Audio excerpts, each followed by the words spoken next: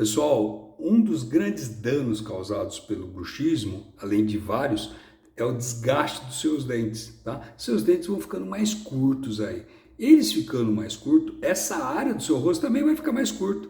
Vai te afetar diretamente na estética. Você começa a ter mais marcas de sulcos, né? Você vai ter mais entradas aí, porque teu rosto vai ficar mais curto. Outro fator importantíssimo aí é que quem faz aquela reconstrução bonita de lentes de contato, restaurações, se faz o apertamento, o bruxismo, precisa estar se protegendo com placa para bruxismo, porque senão você vai estourar todos esses trabalhos aí que foram feitos.